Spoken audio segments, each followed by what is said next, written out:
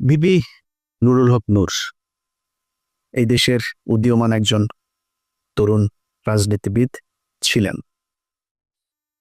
তো ছিলেন কেন বললাম, সেটা হচ্ছে যদি সম্মুখ যোদ্ধা হিসাবে চিন্তা করেন, আমাদের চাইতে তিনি উৎকৃষ্ট মানের আওয়ামী বিরোধী একজন রাজনীতিবিদ বা যোদ্ধা, যেটাই বলেন, অনেক কিছু করেছেন এবং তার প্রতিদানও বাংলাদেশের মানুষ তাকে দিয়েছে। অকুণ্ঠ ভালোবাসা, অপরিসীম ভালোবাসা নুরুল হক নূর পেয়েছেন।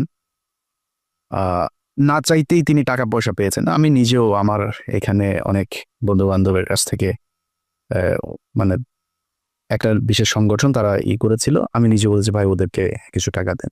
মাঝে মধ্যে এখান থেকে অনেক টাকা পয়সাও গিয়েছে, আমি নিজেও জানি। আমি নিজেও পার্টিসিপেট করেছি, আমার পকেট থেকে টাকাও দিয়েছি, তার পক্ষে কথা বলেছি, অনেক ভিডিওতে পোস্টে তার পক্ষে কথা বলেছি।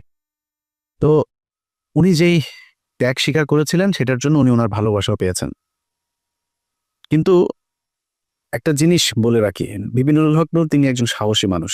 তিনি ঢাকা বিশ্ববিদ্যালয়ে যেই সময়ে যেভাবে কথা বলেছেন, যেই মার খেয়েছেন, আমি নিজে হলেও মানে ভাব মারার কিছু নাই, আমি নিজে হইলেও ওই ধরনের পরিস্থিতিতে ওইভাবে সামনাসামনি গিয়ে এই মারামারি মার খাওয়া এই পর্যন্ত টিকতাম কিনা আমি জানি না, কিন্তু তিনি সেটা করেছেন।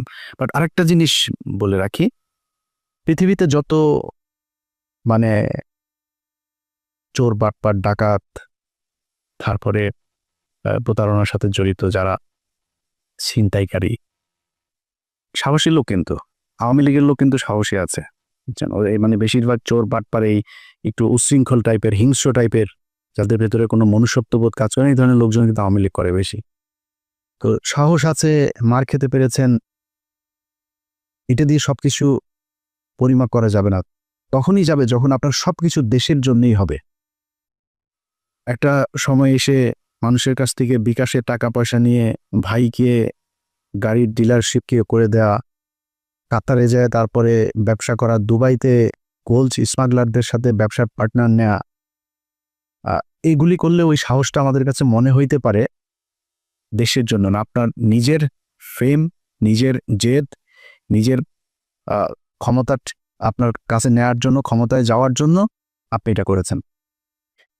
আপনি অস্বীকার করতে পারবেন যে আপনি মুসাদের সাথে দেখা করেন নাই, এটা অস্বীকার করতে পারবেন। আপনি অস্বীকার করবেন, যে বলবেন যে আমি এটা দেখা করি নাই, করতে পারবেন না। কেন করেছিলেন, কোন পরিস্থিতিতে? কোনো পরিস্থিতিতে আপনি করতে পারেন সেটা, কিন্তু আপনি করেছেন।